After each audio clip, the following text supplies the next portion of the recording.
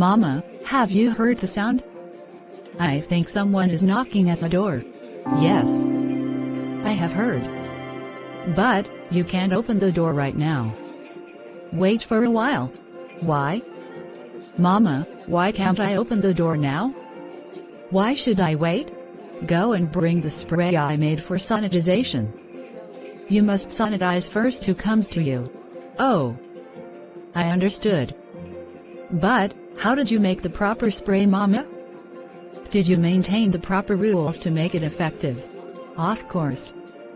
I have learned the process by searching different sources in Google. Listen to me carefully, Sanam.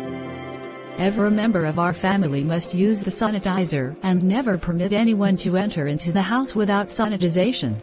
Okay, Mama. Let's see the informations you have gathered from different sources. Hello everyone, today we are going to share some important informations about homemade sanitizer.